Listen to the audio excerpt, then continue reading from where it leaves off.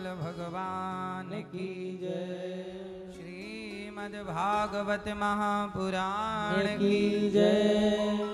वृंदावन धाम की जय। यमुना मैया की जय। श्री गौरी गोपाल भगवान की जय। जय जय श्री राधे। परम मंगलमय परात्पर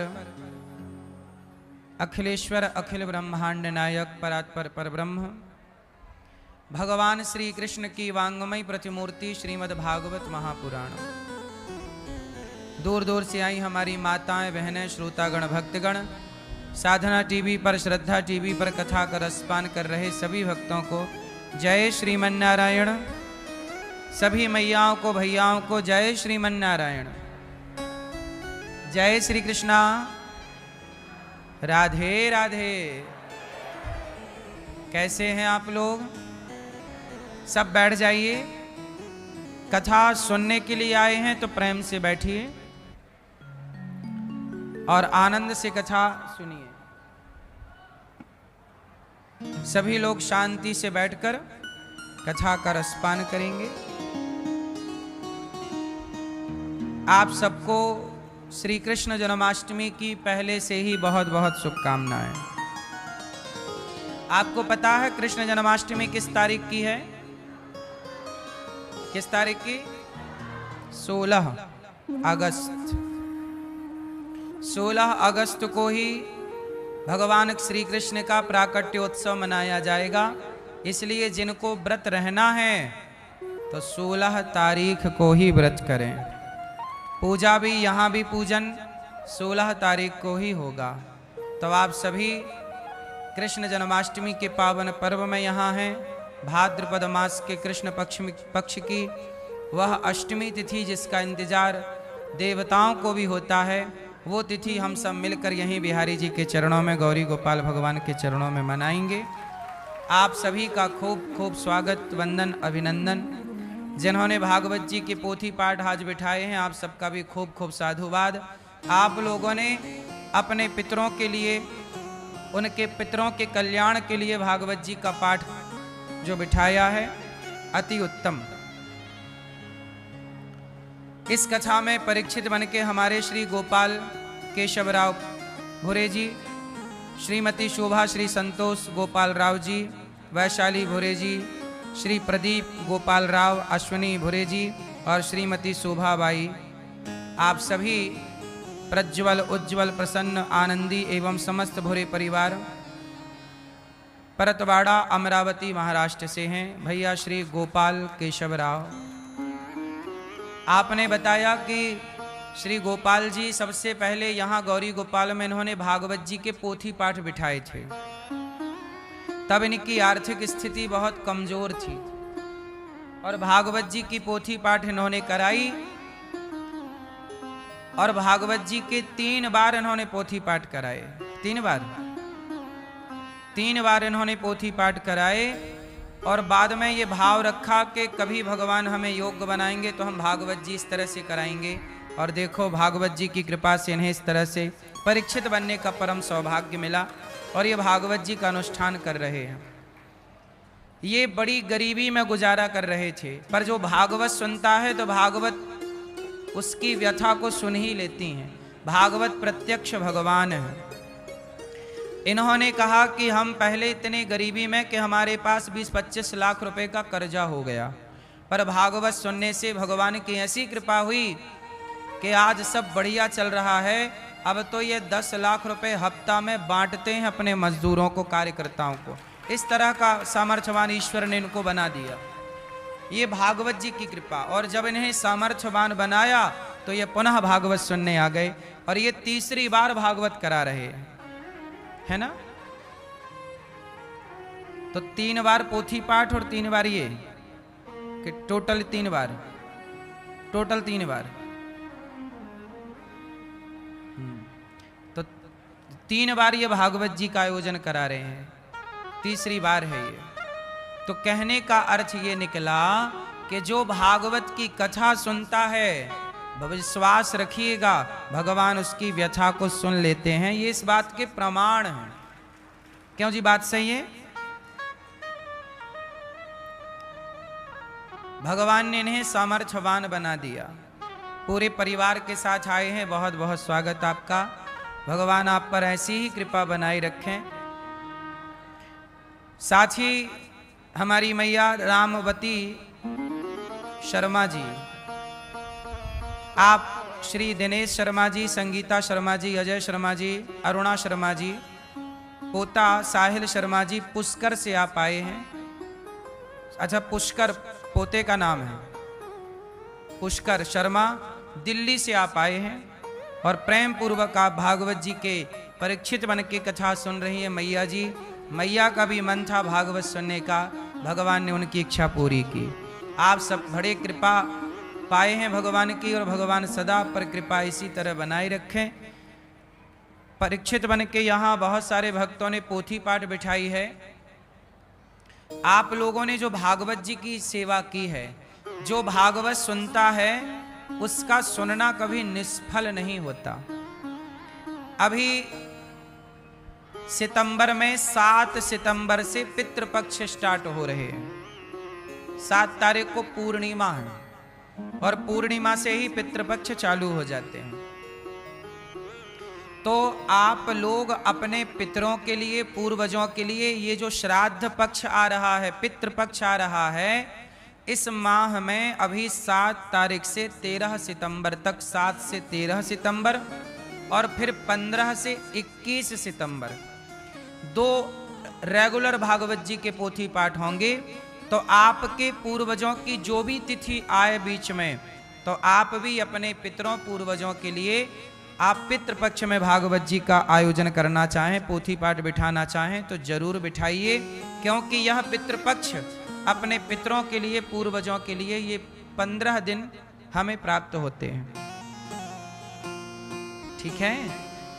तो आप लोग भी अपने पितरों पूर्वजों के लिए भागवत जी सुनवा सकते हैं, तभी व्यक्ति हर पाप से मुक्त होता है। राजा परीक्षित ने भागवत सुनी, धुंधकारी ने भागवत सुनी, जैसा कि अभी हमने बताया कि गोपाल केशवराव भूरे जी ने, ये हमारे परीक्षित यजमान बनकर बैठे हैं।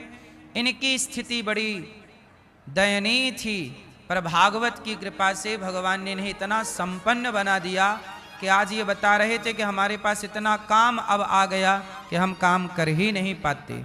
ये संपन्नता है, ये कृपा है। तो भगवान आप सबको इसी तरह समृद्धवान बनाएं, और आपको अब लेकर के चलेंगे भगवान की कथा में। कल हम लोगों ने, अभी कुछ दिन पहले सत्संग हम लोगों ने सुना, और अब भागवत जी की कथा। सच्चिदानंद रूपाय विश्वोत्पत्त्यादि हेतवे तापत्रय विनाशाय श्री कृष्णाय वयं नुमः। सभी मेरे संग गाओ, सभी बोलो सच्चिदानंद, सब बोलो सच्चिदानंद। मैया जोर से बोलो सच्चिदानंद रूपाय विश्वोत्पत्त्यादि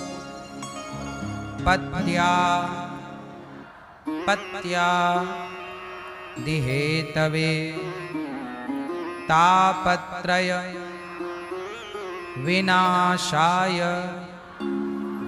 श्रीकृष्णाय वयं नुमः। सच्चिदानंद रूपाय विश्वोत्पत्त्यादि हेतवे तापत्रय विनाशाय श्रीकृष्णाय वयं नुमः। भागवत जी 18,000 श्लोक, 335 अध्याय का एक विशाल ग्रंथ है। मैया, ओ मेरी माँ, बैठ जाओ मेरी माँ, काहे यहाँ वहाँ घूम रही हो? ओ लाल पीली मैया, बैठो मेरी माँ। बैठ जाओ सब शांति से। ओ मोबाइल वाले भैया, बैठ के बना लो वीडियो। प्रभु कथा में आए हो तो थोड़ा सुन लो ध्यान से। भगवान है सच्चिदानंद स्वरूप। भगवान कैसे हैं मेरी मां? सत चित आनंद।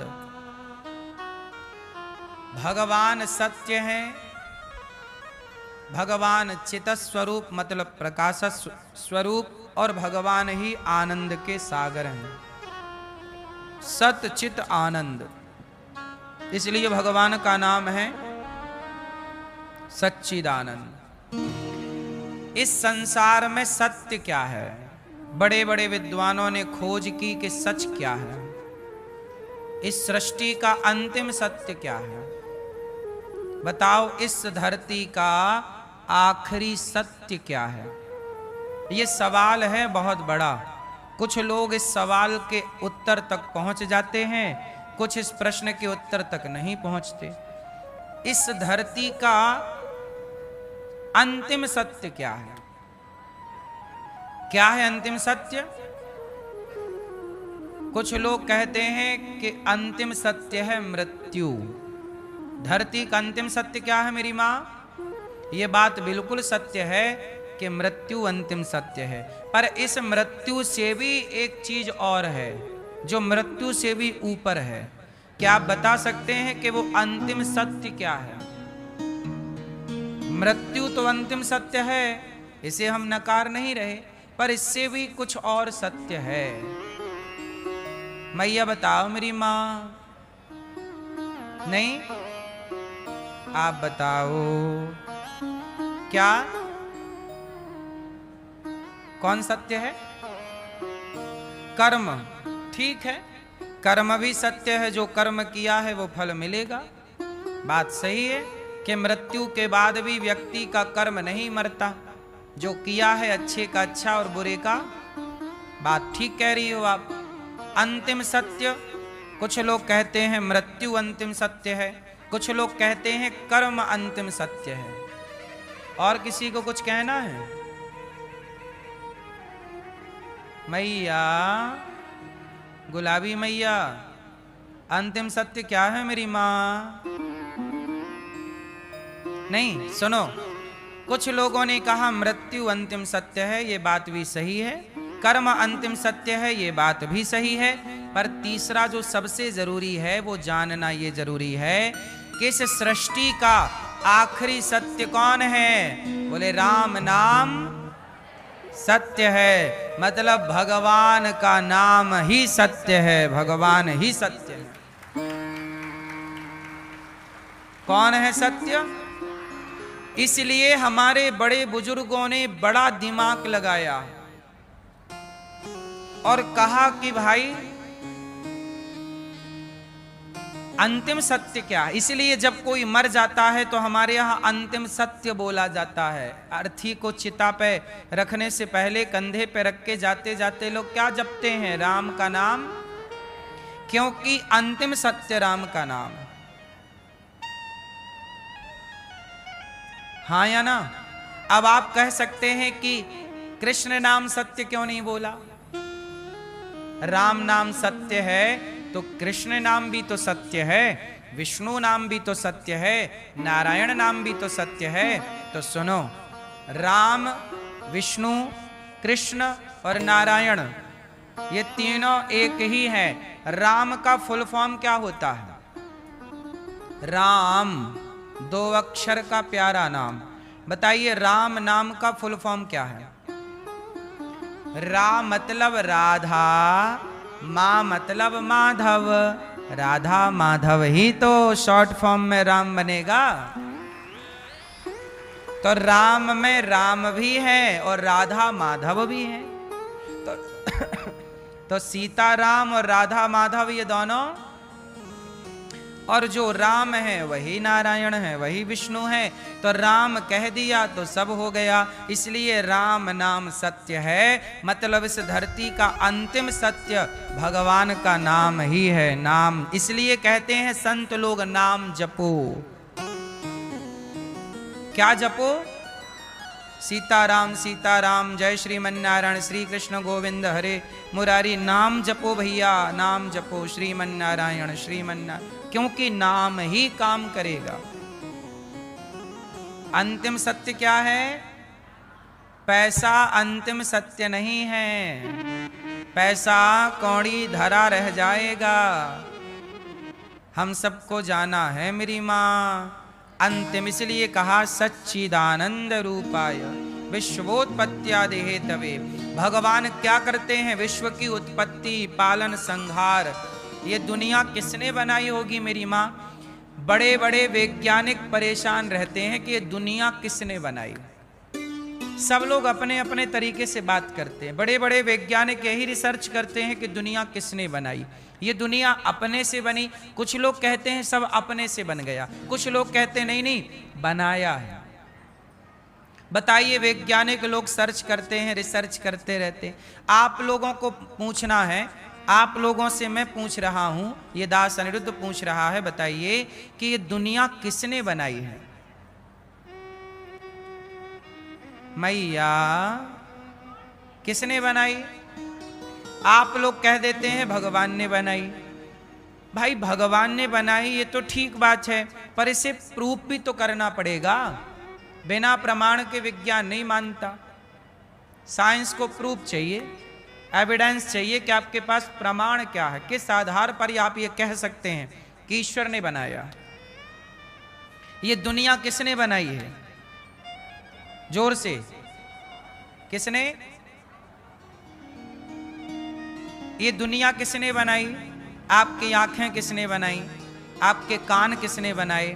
आपको शरीर दिया है, ये किसने बनाया?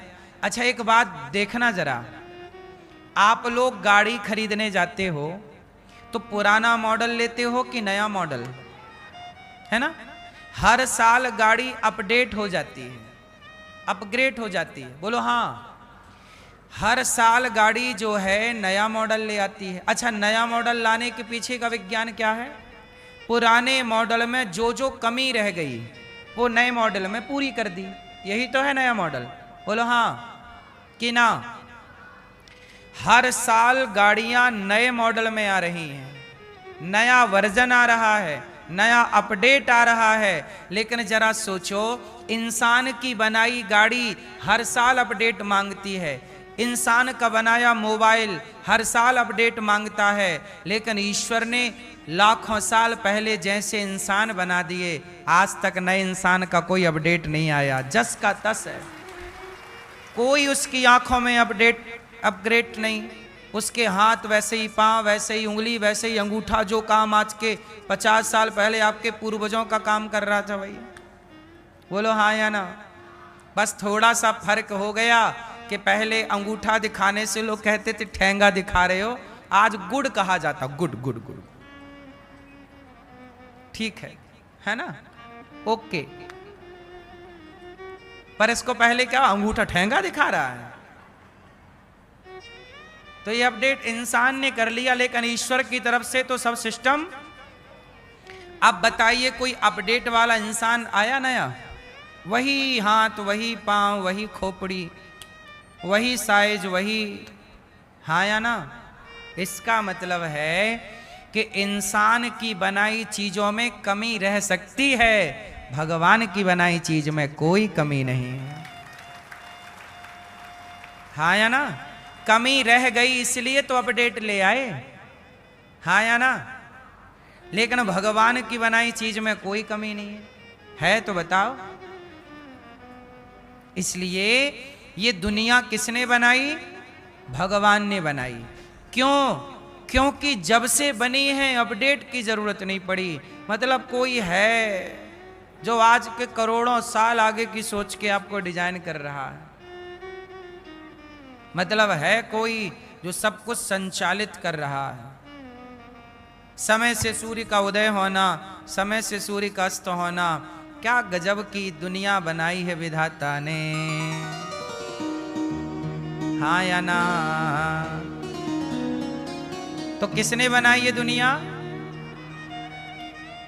जिसने दुनिया बनाई उसे भगवान कहते हैं। कुछ लोग कहते हैं कि जो भगवान हैं वो दिखते नहीं हैं, निराकार हैं, उनका कोई रूप रंग नहीं। कुछ लोग कहते नहीं नहीं उनका रूप रंग है। अच्छा, आप लोग कौन से भगवान की पूजा करते हैं? जो नहीं दिखता वो या जो दिखता है वो? निराकार की साकार। ईश्वर के दो रूप हैं, निराकार जिसका कोई आकार नहीं, एक वो रूप है जो दिखाई पड़ता है साकार। ईश्वर मंदिर में जो बैठे हैं वो साकार हैं। कुछ लोग कहते हैं हम निराकार की पूजा करते हैं। तो बताइए आप लोग किसकी पूजा करते हैं? आप किसके पुजारी हैं? निराकार की साकार? हाँ, हम लोग साकार की भी पूजा करते हैं और निराकार की भी पूजा करते हैं। कैसे? जब आप मंदिर जाते हो तो बिहारी जी को देखते हो तो बिहारी जी साकार रूप में मिलते हैं आपको। जब भी मंदिर जाते हैं, कोई भी राम का दर्शन किया, कृष्ण का दर्शन किया, तो जो मूर्ति थी वो कैसी थी? साकार। उसका एक आकार है, रूप है, रंग है।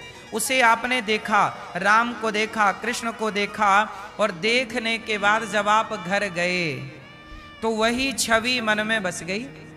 बिहारी जी को आपने देखा, फिर घर जाके बिहारी जी का आपने ध्यान किया, उनकी आंखें कैसी थी, उनके बाल कैसे थे, उनका स्वरूप कैसा था। तो जब बिहारी जी के सामने खड़े थे तब तो वो साकार रूप में थे, पर जब घर के अंदर आप गए वहां तो बिहारी जी साकार रूप में नहीं है, पर आप जो ध्यान कर रहे हैं वो ध्यान अब आप निराकार रूप का ही कर रहे हैं। साकार से ही वो निराकार में पहुंच गए, क्योंकि अब वहां कोई स्वरूप छवि नहीं है, पर फिर भी आपकी आंखों में बस गई वो चीज। हाँ या ना? तो साकार को देखा तो निराकार तक पहुंचे, साकार को देखते ही नहीं तो निराकार तक पहुंचना संभव नहीं था। इसलिए साकार से हम निराकार की तरफ जाते हैं। इसलिए साकार भी सही है और निराकार भी। हम सनातनी दोनों पक्ष की पूजा करते हैं। कोई कहे कि नहीं, लेकिन अब ये कहा जाए कि ज्यादा नंबर किसका? साकार के नंबर ज्यादा है कि निराकार के? यदि नंबर देना हो 100 नंबर किसे देंगे, साकार को कि निराकार को? जोर से मैया किसे नंबर दोगी मेरी मां? साकार या निराकार? किसे ज्यादा नंबर देंगे आप लोग? साकार को। क्यों? क्योंकि राम जी कहते हैं सगुण उपासक पर हित निरत नीति दृढ़ नैम, ते नर प्राण समान मम जिनके द्विज पर प्रेम। भगवान निराकार रूप में तो हैं, पर हम कैसे पहचाने कि वो कहाँ हैं? पर साकार रूप में जब हम उनकी पूजा करते हैं तो हमें ऐसा लगता है कि इस रूप में भगवान हमारे साथ हैं। हम ज्यादा कनेक्ट हो पाते हैं साकार से। निराकार की अपेक्षा साकार ज्यादा सुटेबल है हम सबके लिए, हम लोगों के लिए आसान है। ध्यान करना आसान है, पूजा करना आसान है, भोग लगाना आसान है, स्नान कराना आसान है। हाँ या ना? इसलिए हमारे यहाँ मंदिर बनाए गए, मंदिर में मूर्तियां बिठाई गई, क्योंकि वो साकार रूप है। निराकार रूप की पूजा करते तो कहां बैठते, किसे भोग लगाते, किसे कपड़े पहनाते, किसे माला चढ़ाते? हाँ या ना? तो भक्त की भावना है कि हमारे ठाकुर, हमारे भगवान को हम कपड़े पहनाएं। तो आपके लिए वह निर्गुण निराकार जिसका कोई रूप रंग नहीं था, वो आपके लिए राम कृष्ण नरसिंह बनकर, साकार बनकर प्रकट हो गए कि आप उनकी सेवा कर सकें, उनको कपड़े पहना सकें, उनके इस रूप को भोग लगा सकें, उनकी इस रूप की आरती कर सकें। वरना वो निराकार थे तो आरती किसकी करते? हाँ या ना? वो निराकार थे तो आरती किसकी करते? कहां आरती लेते, कैसे करते? फिर तो एक रूप तो चाहिए ना मेरी मां। हवा सब जगह होती है, लेकिन सब जगह की हवा, आपका गाड़ी का टायर पंचर हो जाए तो गाड़ी के टायर में सब जगह की हवा तो नहीं घुस सकती ना। उसके लिए एक मशीन होती है, पंचर की दुकान में जाइए, वहाँ एक प्रॉपर एक मशीन है, उस मशीन के अंदर हवा भरी होती है और वो हवा एक व्यवस्थित पाइपलाइन के द्वारा आपके ट्यूब में प्रवेश करती है। वो निराकार है हवा, लेकिन वो साकार पाइप के द्वारा ही ट्यूब में जा सकती है। बोलो हाँ। क्या अपने से चली जाएगी? कोई आपके पास ऑप्शन हो तो बताओ। वो हवा निराकार है, पर वो साकार ट्यूब के द्वारा ही जाएगी। ईश्वर निराकार है, पर वो साकार मूर्ति के द्वारा ही आपके हृदय में प्रवेश करेंगे। साकार प्रतिमा मूर्ति, जब मूर्ति में मन, इसलिए हमारे यहाँ जगन्नाथ जी साकार रूप में हैं। जगन्नाथ जी के हाथ नहीं हैं, आंखें इस तरह, इसलिए ये भी निराकार के रूप में विराजे हैं। जैसे गोपाल जी हैं, बिहारी जी हैं, राधा रमण जी हैं, राधा वल्लभ जी हैं, मदन मोहन जी हैं, राम जी हैं, राम लला हैं, ये सब साकार रूप में ही तो बैठे हैं। बोलो हाँ कि ना। इसलिए कहता हूं कि एकांत में बैठा करो और प्रेम से नाम जप किया करो, भगवान में मन लगाइए, बिंदास नाम जपिए, काम करिए, पैसे कमाइए, परंतु समय निकाल कर केवल प्रभु का नाम जपिए, भगवान की उपासना करिए। इसी से आपका और हमारा, हम सबका भला होगा। तो भगवान कैसे हैं? सत्य सच्चिदानंद। क्या करते हैं भगवान? दुनिया को बनाते हैं। सृष्टि ब्रह्मा बनकर के उत्पन्न करते हैं, विष्णु बनकर के पालन करते हैं और शिव बनकर के संहार करते हैं। शंकर कौन है? संहार शक्ति का नाम शिव है, पालन शक्ति का नाम विष्णु है और उत्पत्ति का कार्य जो है वो ब्रह्मा है। उत्पत्ति ब्रह्मा है, पालन विष्णु है और संहार शिव है। और ये तीनों शक्ति एक भगवान नारायण से प्रकट होती हैं और एक नारायण में ही विलीन हो जाती हैं। बात समझ में आई? भगवान नारायण एक मूल रूप में है। जब उन्हें लगता है कि संसार होना चाहिए तो ब्रह्मा जी बनकर के, विष्णु बनकर, शिव बन के सृष्टि चालू कर दे। जब लगता है कि बस करो तो संहार कर लेते हैं, सब समा लेते हैं। जैसे मकड़ी, आप मकड़ी को जानते हो? मैया, आप मकड़ी को जानती हो? आपकी पड़ोसन का नाम है क्या मकड़ी? है? मकड़ी होती है एक, जाल बुनती है। ये बताओ, जो मकड़ी जाल बुनती है, ये जाल का धागा कहां से लाती होगी? किस दुकान से खरीदती होगी? मकड़ी जाल बुनने का धागा कहां से लाती है? उत्तर दो। कहां से लाती है मेरी मां? जैसे मकड़ी का जाल मकड़ी के भीतर से ही निकलता है, वो अपनी लार से ही ये धागा बनाती, उसका लार ही है ये धागा। हाँ या ना? जैसे मकड़ी अपने भीतर से जाल को प्रकट करती है और उसी में खेलती है। बोलो हाँ। और बाद में मकड़ी उस धागे को, उस जाल को स्वयं निगल जाती है। पता है, वो कुछ ना मिले तो जाल ही खा जाती है। हाँ या ना? कीड़े को जाल में लपेटती है और लपेट के मार डालती है मकड़ी, और पूरा पूरा कीड़ा खा जाती है जाल सहित, तो जाल खा भी लेती है वो। तो जैसे मकड़ी जाल बुनने का धागा स्वयं से प्रकट करती है, स्वयं खेलती है और स्वयं उसे निगल जाती है, उसी तरह ये संसार भगवान से ही प्रकट होता है। भगवान ही संसार में खेलते हैं, लीला करते हैं, और जब मन होता है तो ये सारा संसार भगवान के भीतर वैसे ही समा जाता है जैसे जाल मकड़ी के भीतर समा गया। मकड़ी से प्रकट भी हुआ था, तो ये संसार ईश्वर से प्रकट होता है और अंत में ईश्वर पर विलीन हो जाता है। जब ईश्वर में समाता है, उस लीला का नाम होता है प्रलय। जब भगवान में समा जाता है संसार, तो क्या बोलते हैं? क्या हो गया? प्रलय हो गया। क्या हो गया? प्रलय हो गया।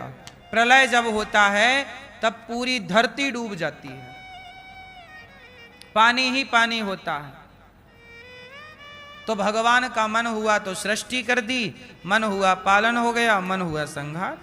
तो भगवान ये दुनिया अपने आनंद के लिए बनाते हैं।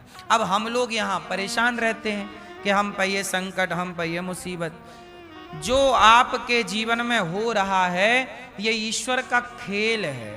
समझदार हो तो खेल मान के स्वीकार कर लो, और समझदार नहीं हो तो फिर आप रोते रहो कि हमारे पे इतना संकट क्यों, हम इतने दुखी क्यों, हमारे साथ ही ये सब क्यों हो रहा है। ये सब अज्ञान है।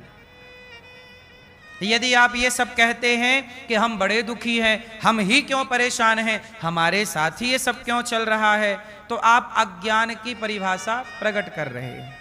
समझदारी ये है कि ये सारा खेल ईश्वर का।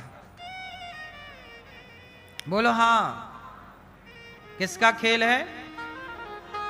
अच्छा ये बताओ, मूवी बनती है मतलब पिक्चर, तो पिक्चर में एक सबसे पहले कहानी होती है। उस कहानी में एक हीरो होता है, एक हीरोइन होती है, एक विलन भी होता है, हाँ या ना? अब ये बताइए कि वो जो पूरी मूवी है, वो पूरी मूवी में आप पिक्चर में आप देखते हैं लड़ाई झगड़ा चल रही है। सच बताओ कि वो पिक्चर में जो लड़ाई चल रही है, क्या वो लोग सचमुच आपस के दुश्मन हैं? बोलो, वो लोग जिनसे लड़ रहे हैं मूवियों में, क्या वो सचमुच दुश्मनी है? क्या वो सच्ची की लड़ाई लड़ रहे हैं या झूठी है? हाँ, वो केवल हम सबका मनोरंजन करने के लिए, पिक्चरें मनोरंजन के लिए बनाई जा रही हैं। कुछ मूवियां अश्लीलता फैलाने के लिए बनाई जा रही हैं। तो मेरी मां, जैसे वो मूवियों का रियल जिंदगी से कोई लेना देना नहीं है। बोलो हाँ, वो आपस में लड़ रहे हैं पर उनकी आपस में कोई दुश्मनी नहीं है। चूंकि जो पिक्चर बनाने वाला है, जो प्रोड्यूसर है, वो क्या कह रहा, भाई इसे मारो, ये तुम्हें मारेगा। वो कहानी में जो लिखा गया वो उसे फिल्माया जा रहा। जो पिक्चर बनाने का, मूवी बनाने का मालिक होगा, वो जो चाहेगा उस हीरो को, उस विलन को वो काम करना पड़ता है। उसी तरह से मूवी में जो दिख रहा है, जो हो रहा है, उसे कोई करवा रहा है। उसी तरह हम आपस में लड़ रहे हैं, हम आपस में सुखी से हैं, समझो कि ये भी सब ईश्वर का खेल है। इसीलिए हर हाल में प्रसन्न रहो, प्रभु आपकी लीला चल रही है। जैसे आप देखोगे कई लोग, अब WWE होता है, मैच होता है, उसमें क्या होता है, लड़ते हैं, और उस लड़ाई को देखने के लिए हजारों दर्शक बैठते हैं। बोलो हाँ। जैसे हमारे गांव की भाषा में कहते हैं ना, वो क्या होता है, युद्ध लड़के नहीं लड़ते आपस में, अखाड़ा। क्या होता भैया देसी भाषा में? अखाड़ा, दंगल। देसी भाषा में क्या होता है? दंगल होता है, अखाड़ा होता है। अब ये बताइए, वहां दो लोग लड़ते हैं। अच्छा एक बात बताओ, वो जो दो लोग लड़ रहे हैं पहलवान, क्या उन दोनों की आपसी में कोई दुश्मनी है? वो लड़ रहे हैं पैसे के लिए।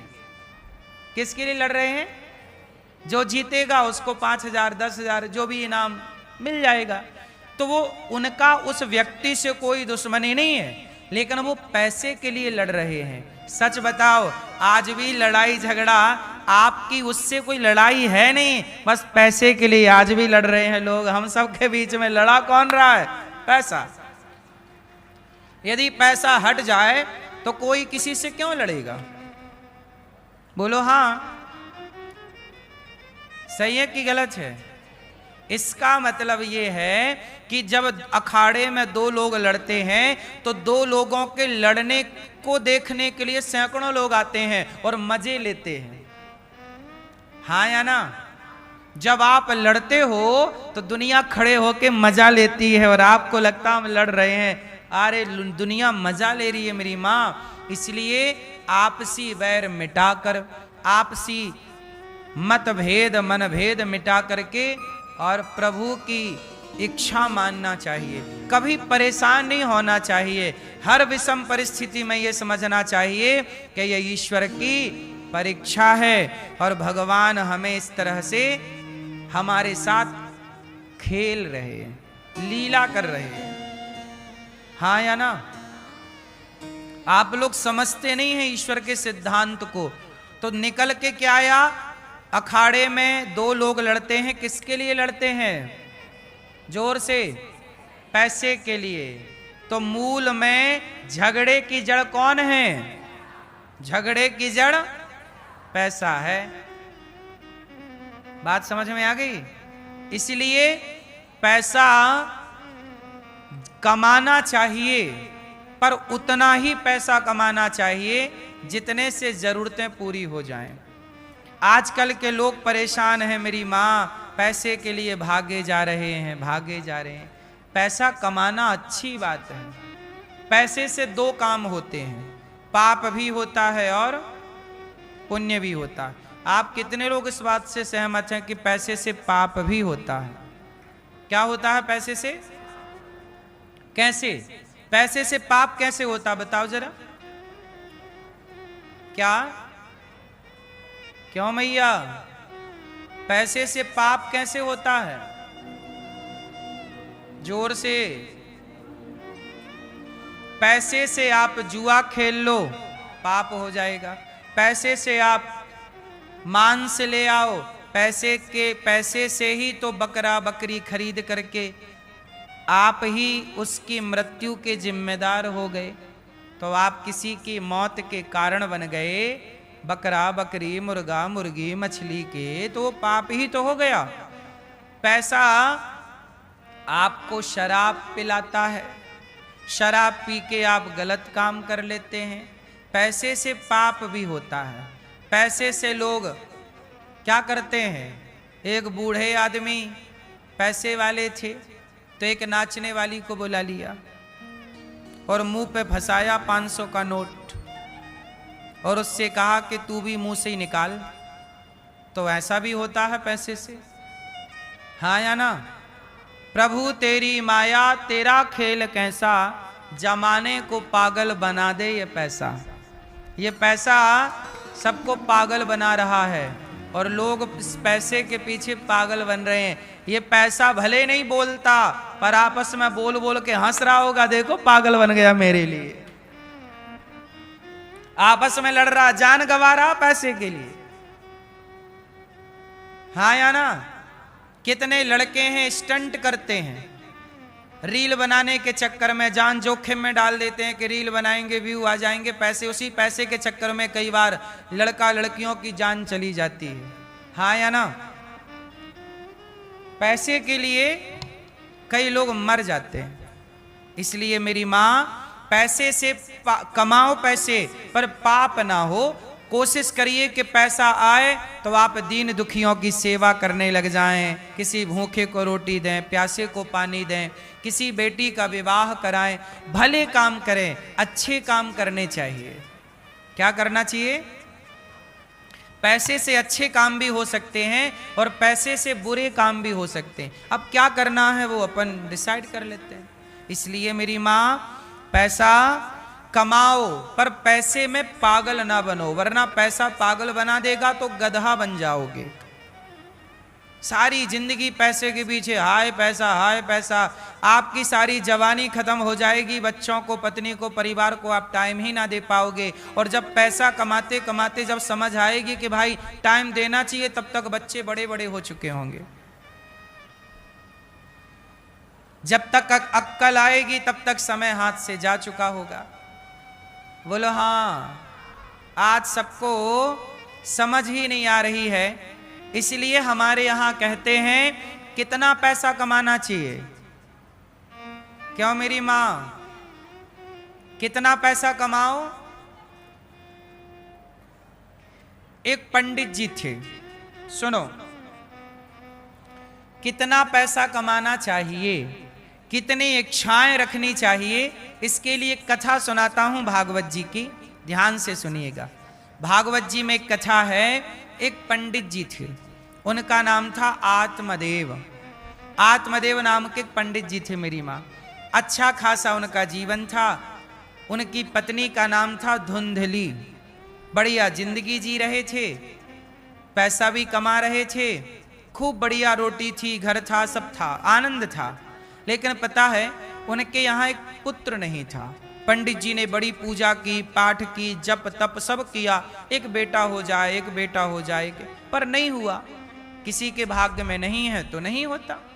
पंडित जी ने बहुत प्रार्थना यज्ञ किया, नहीं हुआ। अब पंडित जी ने क्या किया, उस इच्छा को ही छोड़ दी, क्योंकि हमें दुखी कौन करता है, हमारी इच्छाएं हमें दुखी करती हैं। इसलिए इच्छाओं का ही त्याग कर दिया पंडित जी ने। अब कोई इच्छा नहीं। पर पड़ोसी आने लग गए, पंडित जी आपके तो बेटा नहीं है, पंडित जी आपके तो पुत्र नहीं है, आपके घर में तुलसी सूख जाती है, आपके घर में गैया है पर बछड़ा बछड़ी को जन्म नहीं देती, क्योंकि आपके बेटा नहीं है। दुनिया के लोग ताने मारने लग गए। बेचारे पंडित जी इतना परेशान हुए दुनिया के तानों से कि पंडित जी को लगा मैं आत्महत्या कर लूं, और बेचारे जंगल चले गए कि मैं आत्महत्या कर लूंगा। आप सोचिए, ये दुनिया के लोग कई बार इतना परेशान कर देते हैं आपको कि आप आत्महत्या करने का सोच लेते हैं। हाँ या ना? इसका मतलब ये है कि आज यदि आपको सुखी रहना है तो सुखी रहने का मंत्र मैं आपको दे सकता हूं। कितने लोग लेना चाहते हैं? लोगे मेरी मां? लाल मैया आपको नहीं होना सुखी क्या? कितने लोग सुखी होना चाहते हैं? तो ध्यान से सुनो। यदि आप सुखी जीवन बिताना चाहते हैं तो लोग क्या कहते हैं ये सुनना छोड़ दीजिए। लोग क्या कहते हैं ये सुनना। यदि आपने ये सुना कि लोग क्या कहते हैं तो आप सुखी से जी ही ना पाओगे, क्योंकि लोग तो कुछ ना कुछ आपको कहेंगे। आप जितने लोग यहां बैठे हैं सबको कोई ना कोई कुछ ना कुछ कहता है। बोलो हां या ना? इसलिए सबसे पहले लोग क्या कहेंगे इस बात को दिमाग से निकाल दो, और लोगों को जो कहना है कहते रहें। आप अच्छे रास्ते पर चलते रहिए, अच्छा अपना काम करते रहिए, आगे बढ़ते रहिए, परवाह ना करिए, क्योंकि लोग तब भी कहेंगे जब आप सफल नहीं होंगे। लोग कहेंगे अरे तू तो सफल नहीं हो पाया, और यदि आप सफल हो गए तो भी लोग कहेंगे अच्छा बेईमानी की होगी, तो भी आपकी सफलता लोगों को पचेगी नहीं। वो आपसे परेशान है। इसलिए सबसे पहले आप तो ये अपने मस्तिष्क से और अपने आसपास से अपने आप को ऐसे लोगों से दूर कर लो जो कुछ ना कुछ कहते हैं। इसलिए थोड़ा थोड़ा टाइम एकांत में रहा करो, लोगों से दूर रहा करो, भगवान का चिंतन किया करो। एक कमरे में अपने को थोड़ी देर के लिए बंद कर लो और भगवान कृष्ण का नाम जपो, भगवान श्रीमन नारायण का नाम जपो, संतों की बातें सुनो और ईश्वर का ध्यान करो, भगवान का मन, भगवान में श्रीमन नारायण श्रीमन नारायण। परवाह ना करिए लोगों की, वरना लोग तो आप बस चले लोगों का तो आपको जीने ही ना दें। हाँ या ना? लोगों ने सीता मैया को नहीं जीने दिया, मार डाला। बोलो हाँ। लोगों ने सीता मैया को मार डाला कि नहीं? अर्थात वो पृथ्वी पर समा गई। किसके कारण? बोलो, लोगों के कारण। लोग तब भी कहते थे, आज भी कहते हैं। तब सीता मैया को दोषी कहते थे, अब राम को दोष देते हैं। लोग अपने को दोष नहीं देते, आज भी लोग राम को ही दोषी मानते हैं कि सीता मैया को वनवास भेज दिया। आज भी लोग समाज को, लोगों को दोषी नहीं मानते कि लोग दोषी थे, ना कि सीता, ना कि राम। हाँ या ना? तो लोगों ने तो सीता मैया के प्राण ले लिए, तो आपके और हमारे प्राण छोड़ेंगे? इसलिए कहता हूं, बिंदास भगवान का चिंतन करो, एकांत में रहो, अधिक से अधिक भगवान का नाम जपो, भगवान का चिंतन करो। आनंद चाहते हो तो, और यही आपाधापी परेशानी में जीना है तो फिर जैसे आप जी रहे हैं बेहतर होगा आपके हिसाब से।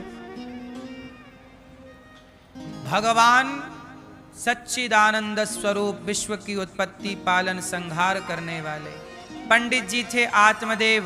उनको लोगों ने इतना परेशान किया कि बेचारे जंगल चले गए, जंगल में जाके आत्महत्या करने लग गए। तब वहां एक संत मिल गए। संत ने कहा, कथम रोदसी विप्रत्वम काते चिंता बलीयसी वदत्वं सत्वरं मह्यं स्वस्य दुःखस्य कारणम। पंडित जी रो रहे थे कि बेटा नहीं है। संत ने समझाया, कथम रोदसी, हे ब्राह्मण क्यों रो रहे हो? काते चिंता बलीयसी, क्या चिंता है? वदत्वम, हमें बताओ, सत्वरम, जरा सच सच बताओ, स्वस्य दुःखस्य कारणम, आपके दुख का कारण क्या है? तब पंडित जी ने कहा कि धिक जीवितम प्रजाहीनम धिक ग्रहम च प्रजा बिना।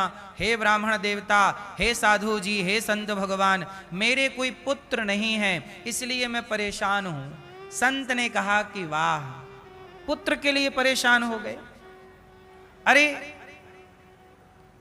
बहुत लोगों के पुत्र नहीं होता, तो पुत्र नहीं होता तो आप पुत्र के लिए रोने लग गए। जरूरी नहीं है कि पुत्र होए, बेटा होए, इसकी क्या जरूरत है? बेटा हो जाए अच्छी बात है, ना होए अच्छी बात है। अच्छा मैया मुझे एक बात बताओ, इस धरती पे कौन रहा है? फिर आप कहते हैं बेटा हो जाए।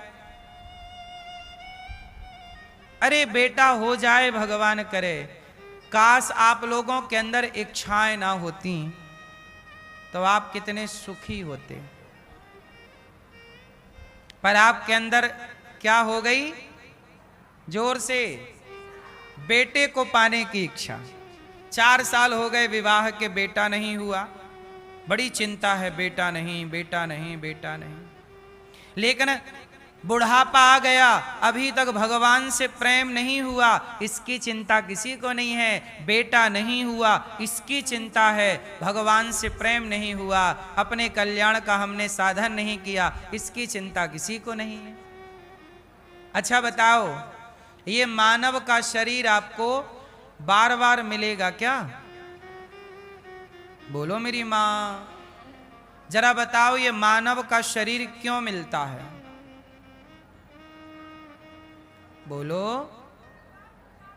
मानव का शरीर मिला है प्रभु को पाने के लिए, लेकिन हम लोग किसे पाना चाहते हैं? बेटा, पैसा। जिसे बेटा हो जाए वो पैसे के लिए रोता, पैसा पैसा पैसा, बेटा बेटा बेटा। और जिसे बेटा भी हो, पैसा भी हो, वो तीसरे के लिए रोता है, प्रतिष्ठा। मैं चुनाव कब जीतूं, चुनाव कब जीतूं, प्रतिष्ठा कब बने। नेता लोग भी रो रहे हैं, गरीब भी रो रहा है, अमीर भी रो रहा है। बोलो हाँ, सुखी कौन है? जिसे कोई कामना नहीं, चाह गई चिंता मिटी, मनवा वे परवाह, जिसको कछु ना चाहिए सो ही शाहंशाह। इस धरती पर सबसे अमीर वही है जिसे कुछ नहीं चाहिए। बोलो हाँ, कुछ नहीं चाहिए। एक संत जी थे,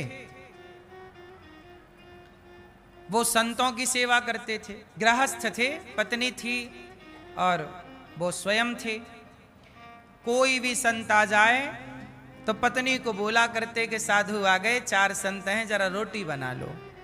तो पत्नी की श्रद्धा नहीं थी संतों में, तो पत्नी झुंझलाते हुए बनाती, पर पंडित जी समझाते ये संत हैं, देवी बना दो, देवी बना देती। चलो, पंडित जी भी हाथ लगा लेते और दोनों पति पत्नी मिलके भोजन बना लेते। एक दिन हुआ कि संत जी का साला आ गया, पत्नी का भाई। तो पत्नी, ये रक्षाबंधन का त्योहार रहा होगा, पत्नी का भैया आ गया, अब तो बहुत खुश, मेरा भाई आया। भाई तो भाई के लिए खीर बनाई। क्या बनाई?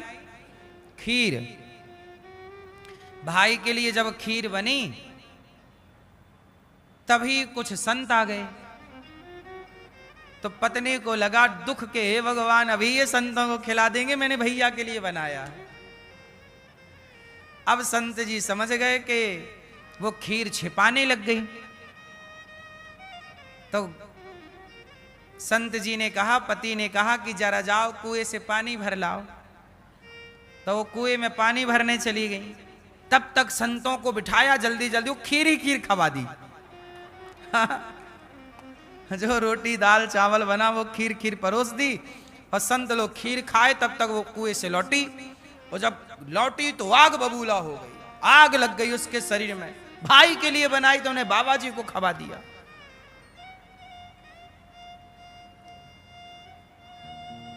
संत जी बोले, अब तुम कितना भी गुस्सा कर लो, पर हमने तो खवा ही दी।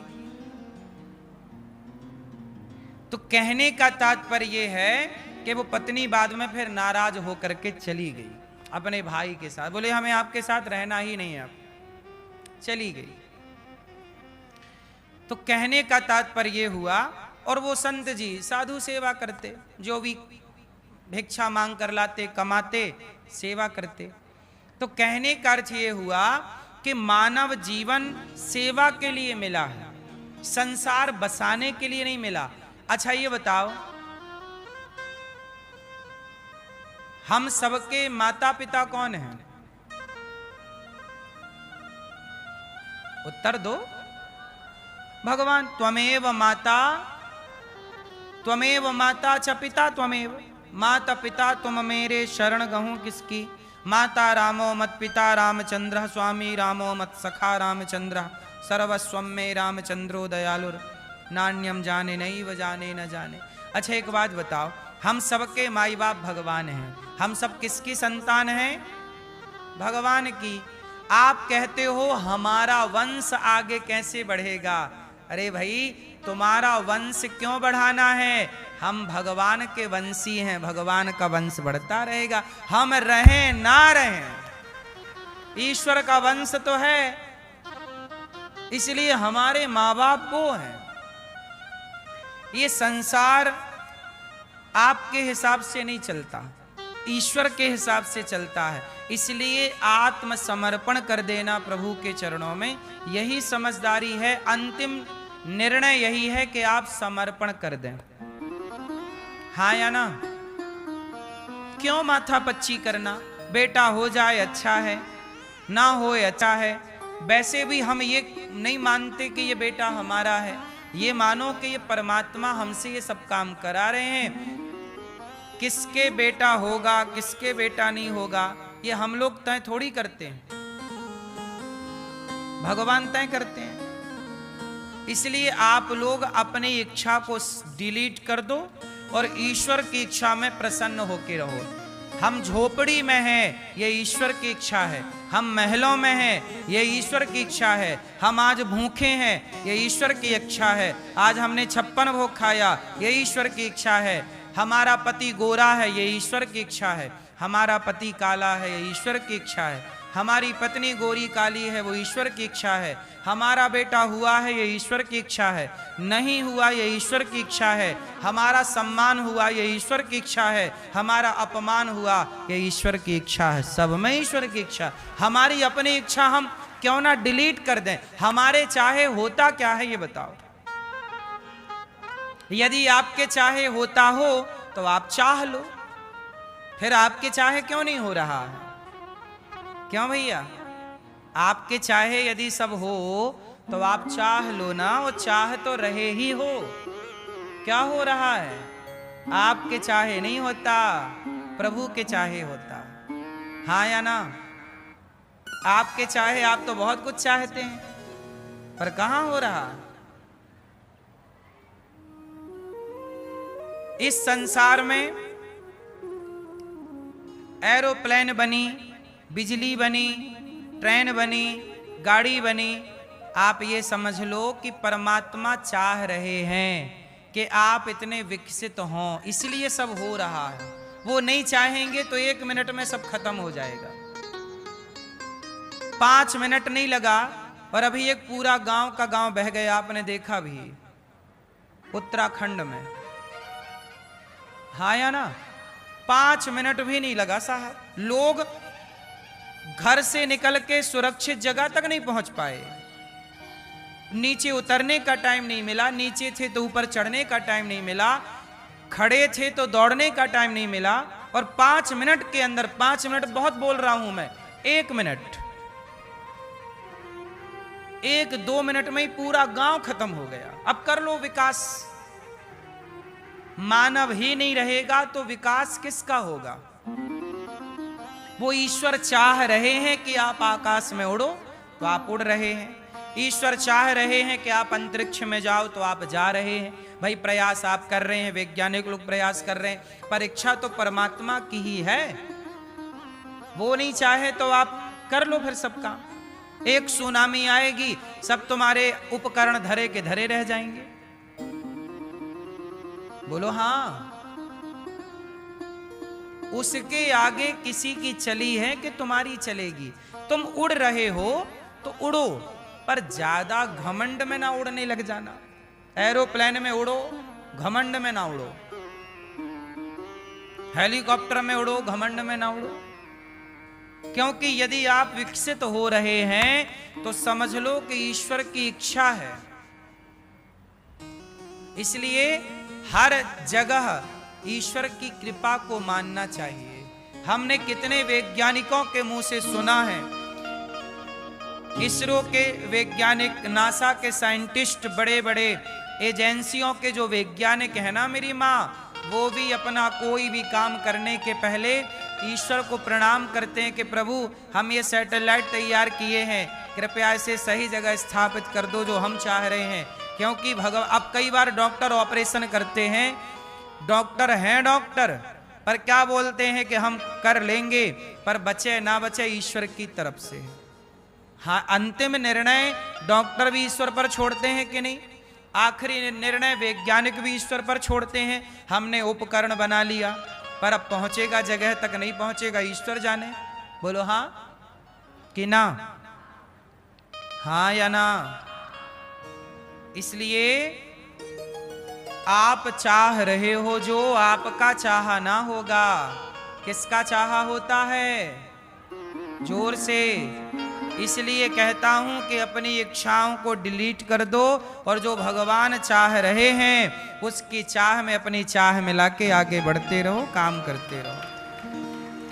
हर टाइम ये मानो कि प्रभु ये चाह रहे हैं।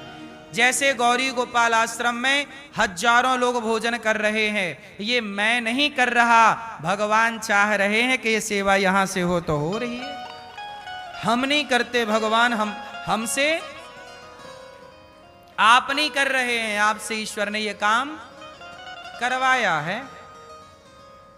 हनुमान जी लंका गए, भगवान पर ना संदेह खड़ा हो जाता है। हनुमान जी लंका गए तो लोगों को क्या लगा? हनुमान जी लंका गए। सच बताओ, लंका कौन गया? हनुमान जी गए? हाँ या ना? जोर से। कौन गया? यदि हनुमान जी की जगह राम किसी और बंदर को अंगूठी दे देते और भेजते तो क्या वो बंदर ना जा पाता? बोलो मेरी माँ।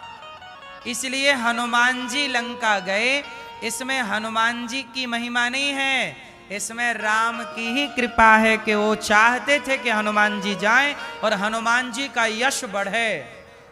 राम जी स्वयं हनुमान जी का यश बढ़ाना चाहते थे तो उन्हें अंगूठी दी, वरना वो अंगूठी राम जी किसी और को भी तो दे सकते थे जो हनुमान जी को दी। अंगद जी को दे देते, जामवंत जी को दे देते, नल नील को दे देते, बोलो हाँ, पर हनुमान जी को ही अंगूठी दी। मतलब ये काम राम जी किससे करवाना चाह रहे हैं? हाँ, तो हनुमान जी नहीं कर रहे हैं, राम जी हनुमान जी से करवा रहे हैं, क्योंकि इससे भक्त का यश बढ़ेगा, भक्त की प्रतिष्ठा भी तो स्थापित करनी है ना। ये ईश्वर की लीला कौन जाने, सामान्य खोपड़ी का थोड़ी जान पाता। हम लोगों को ऐसे लगने लगता हम कर रहे हैं, हम कर रहे हैं, हम कर रहे हैं। आदमी हम करके जीता, मैं। अच्छा एक बात बताओ, राम और लक्ष्मण को ना नाग फांस में बांध दिया। नाग फांस किसने बांधा? बोलो किसने? राम और लक्ष्मण जी को नाग फांस में किसने बांध दिया? पीली मैया। ओ पीली मैया, जा रही हो मेरी मां? ओ पीली मैया, नहीं देख रही हो मेरी मां? जा रही हो? टाटा। अरे अच्छा, सहेली के पास आके बैठ गए कि यहीं बैठ के पंचायत करेंगे अपन दो ही जन, है ना? ठीक है। मैया सुनो मेरी मां, एक बार क्या हुआ कि मेघनाथ जो रावण का बेटा था, उसने राम और लक्ष्मण को नाग पास में बांध दिया। बोलो हाँ। जब नाग पास में बांधे गए तो राम लक्ष्मण हो गए बेहोश, मूर्छित। हनुमान जी के पास कोई इलाज नहीं, जामवंत जी के पास कोई इलाज नहीं, सुखैण वैद्य के पास कोई इलाज नहीं। अब लगा कि राम लक्ष्मण तो मर जाएंगे। आप बताओ किसे बुलाया गया नाग फांस से बचाने के लिए, नाग फांस को काटने के लिए? किसे बुलाए? जोर से। जब राम लक्ष्मण को नाग फांस में बांध दिया मेघनाथ ने, तो राम जी का कोई इलाज ना कर पाया। तब समझिएगा, तब गरुण जी को बुलाया गया। किसे बुलाए? और गरुण जी आए। हनुमान जी गए, गरुण जी जल्दी चलो। क्या हुआ? बोले भगवान पर संकट आ गया। गरुण जी बोले भगवान तो भगवान है, सबका संकट दूर करते हैं, उन्हें कोई संकट आ सकता है? हनुमान जी बोले हाँ हाँ आ गया है। अच्छा एक बात बताओ, ये राम जी को सचमुच संकट आया है कि नहीं आया? तो ये सब क्या चल रहा है? राम पर कोई संकट वंकट नहीं आया, ये केवल दुनिया में चल रहे घमंड को नष्ट करने की लीला थी। भगवान राम के, भगवान नारायण के जो वाहन हैं गरुण जी, उन्हें बड़ा घमंड हो गया। हनुमान जी लाए तो गरुण जी ने सांपों को काट काट के हटाया और उस जहर से राम को मुक्त किया। राम बैठ गए, गरुण जी को प्रणाम किया, गरुण जी आपने हमें दुखों से मुक्त कर दिया। अब गरुण जी ने राम को तो छुड़ा दिया नाग पास से, पर गरुण जी जब उड़ करके गए तो परेशान हो गए। तब नारद जी के पास गए, नारायण नारायण। नारद जी मिल गए, गरुण जी उदास। तो नारद जी ने पूछा गरुण जी क्या हुआ?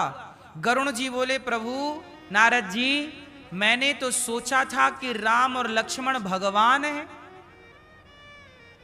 पर मैंने तो जाके देखा वो भगवान नहीं है, वो तो सामान्य मनुष्य हैं। वो नांग में बंध गए, हम ना होते तो राम लक्ष्मण मर जाते। अब देखो, गरुण जी को क्या लगा कि हम ना होते तो राम लक्ष्मण। अब नारद जी समझ गए। अच्छा, नारद जी समझ गए कि इनको भी भगवान पर संदेह हो गया। नारद जी बोले आपको हो गई है बीमारी, ऐसे ही बीमारी हमें भी एक बार हुई थी तो हमारा हाल बड़ा बेहाल हुआ था। नारद जी का भी एक बार वैसे ही हो गया था, उनका भी मन हो गया मैं भी शादी कर लूं। ओ विश्व मोहिनी के चक्कर में पड़ गए नारद जी। तब भगवान ने इनको बंदर बना दिया था, कथा हम सुनाते हैं रामचरितमानस में। तो नारद जी का भी अभिमान दूर, इनको भी आ गया था एक बार अभिमान नारद जी को, वो दूर हुआ। अब गरुण जी से कहा नारद जी ने कि आप ब्रह्मा जी के पास जाओ। गरुण जी ब्रह्मा जी के पास गए। ब्रह्मा जी बड़ी परेशानी है, क्या हमने सोचा था कि ये राम भगवान है पर ये तो भगवान नहीं है। ब्रह्मा जी समझ गए इनको बीमारी है। बोले राम राम जपते हैं शंकर जी, आपकी समाधान शंका का वही करेंगे। अब गरुण जी भागे भागे शंकर जी से कहा कि प्रभु बहुत ज्यादा मैं परेशान हूं, ये राम भगवान है, मुझे नहीं लग रहा कि भगवान है, इनको तो मैंने बचाया, मैं ना होता तो ये मर जाते। सोचिए, आपको ये कहानी कथा में इसलिए सुना रहा हूं कि गरुण जी वही हैं जो दिन रात भगवान के साथ रहते हैं 24 घंटे।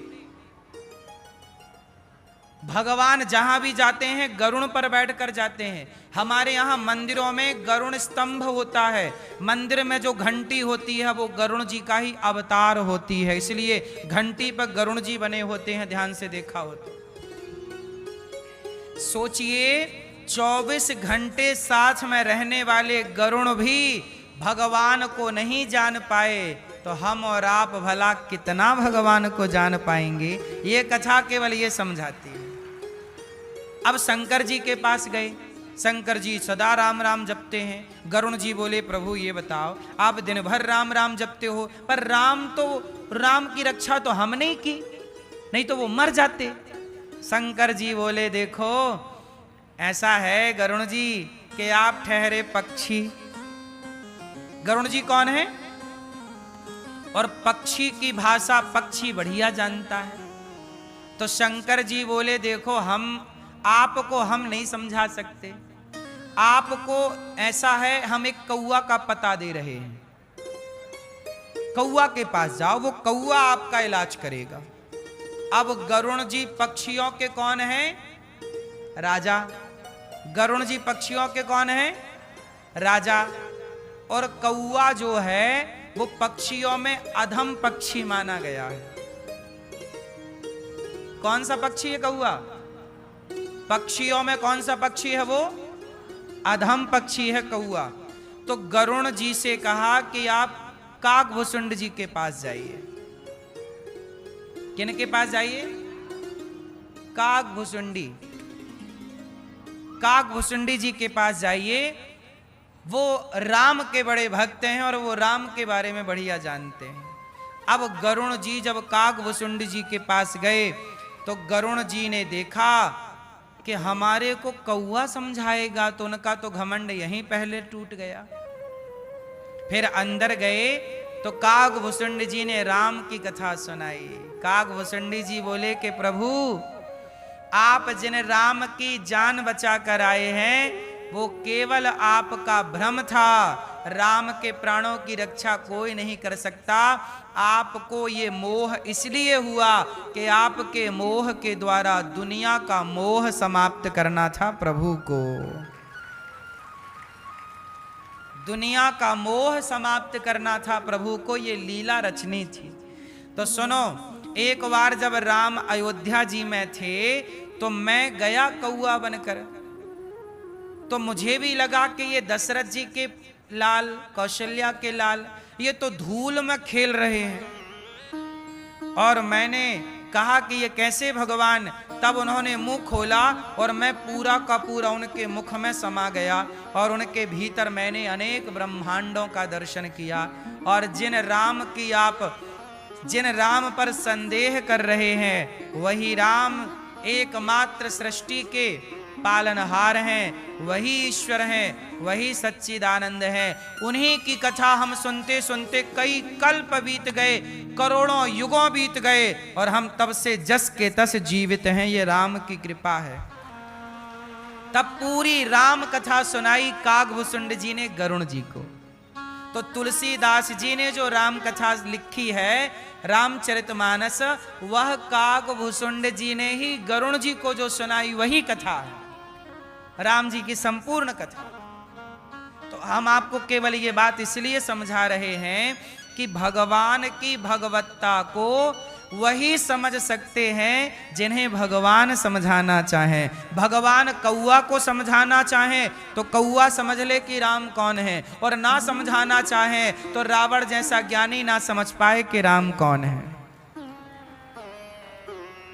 हाँ या ना?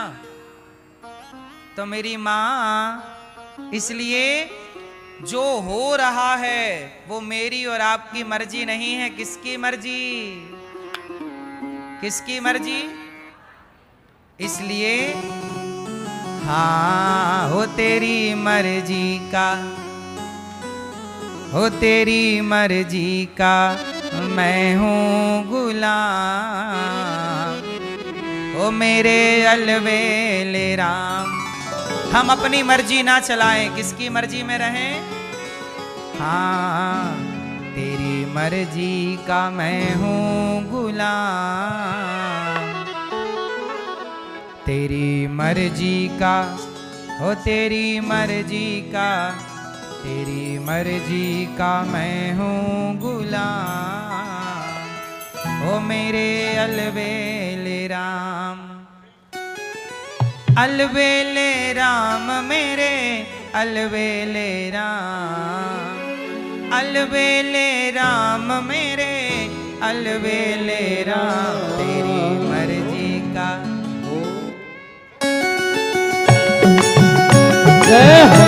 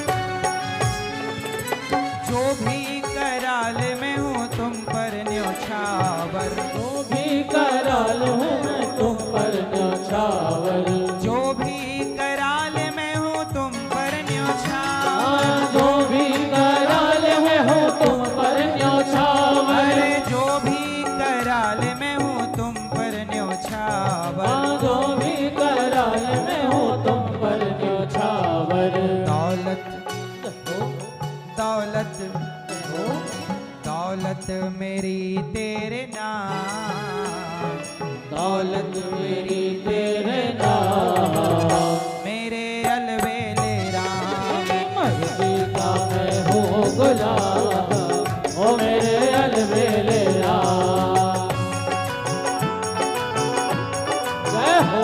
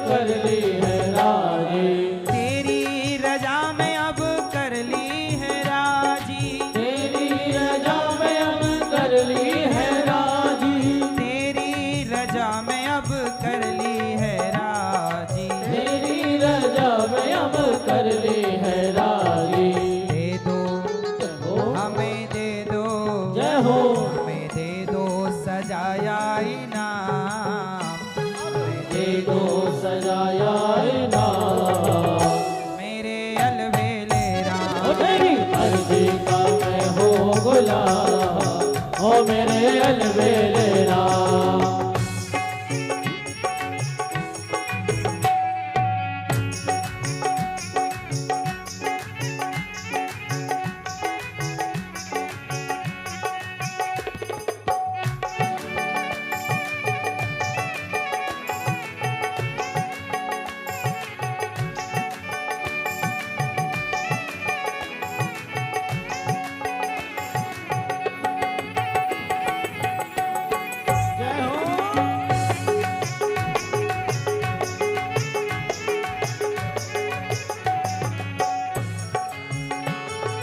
थक भी गया हूँ इस लंबे सफर में, थक भी गया हूँ इस लंबे सफर में, थक भी गया हूँ इस लंबे सफर में, थक भी गया हूँ इस लंबे सफर में, थक भी गया हूँ इस लंबे सफर में, थक भी गया हूँ इस लंबे सफर में। अपना अजी अपना अपना बना लो गुलाम, हमें अपना बना लो गुलाम, मेरे अलबेले राम। ओ तेरी मर्जी का मैं हूँ गुलाम, मेरे अलबेले राम।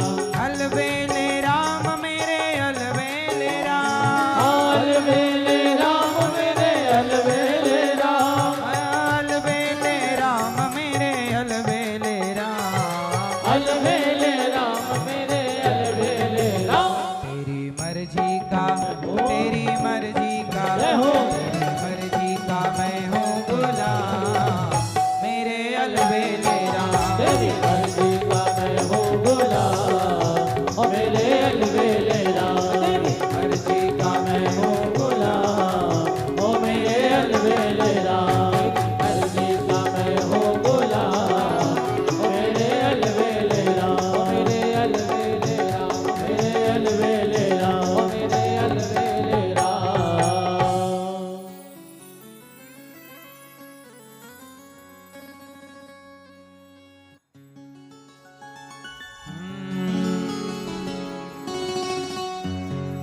तेरी मर्जी का मैं हूँ गुलाम, ओ मेरे अलबेले राम।